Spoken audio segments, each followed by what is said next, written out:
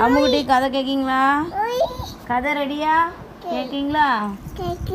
சரி. இப்போ என்னன்னா பாப்பாவுக்கு ஒரு குதிரை தெரியுமா?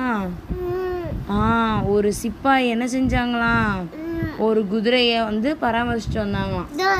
ஆமாம், சிப்பாய் வந்து குதிரையில் தானே எங்கேயும் போனால் போர் செய்வாங்க. ஒரு நாள் குதிரையை குளிப்பாட்டிக்கிட்டு இருக்கும்போது குதிரை காலை வந்து அந்த சிப்பாய் பார்க்காங்க. அப்போ குதிரையோட காலில் என்ன இருந்துச்சு, லாடத்தில் ஒரு ஆணி இல்லாமல் இருந்திருக்கு. கீழே விழுந்துருச்சு. சரி, ஒரு ஆணி தானே, அது என்ன செய்ய போகுது அப்படின்னு நினச்சிட்டு அந்த சிப்பாய் என்ன செஞ்சாங்களாம், அந்த லாடத்தில் உள்ள ஒரு ஆணியை அடிக்காமலே விட்டுட்டாங்க. நாட்கள் போயிட்டே இருக்கு. அது மறந்தே போயிட்டு அந்த சிப்பாய்க்கு. ஒரு நாள் அந்த படையோட சேனாதிபதி வந்து எல்லாருக்கும் ஒரு அறிவிப்பு கொடுக்காங்க.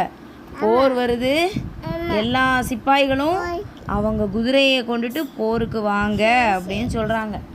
குதிரை எல்லாம் அணிவகுத்து நிற்கி சிப்பாய் போய் குதிரை மேலே ஏறி போர் செய்ய கிளம்பிட்டாரு. போர் முரசு ஊதுறாங்க. உடனே சிப்பாய் கிளம்பி குதிரையில் வேகமாக முன்னேற செய்கிறாங்க. ஆனால் இந்த காலில் அடிக்காத ஆணி அடிக்காமல் விட்டாங்கல்ல, உடனே என்ன ஆயிரும், லாடம் கீழேயே விழுந்துருச்சு. குதிரை லாடம் இல்லாமல் என்ன செய்யாது, காலையே ஊன முடியல, அதால் ரொம்ப வலிக்கும்ல. உடனே என்ன செஞ்சிருச்சு, குத்திரும். உடனே என்னாச்சு, குதிரை மேலே இருந்த சிப்பாய் என்ன செஞ்சாங்க, கீழேயே விழுந்துட்டாங்க. எதிர்நாட்டில் போர் செய்ய வந்த வீரர் என்ன செஞ்சாங்க, இந்த சிப்பாயை உடனே கொன்னுட்டாங்க.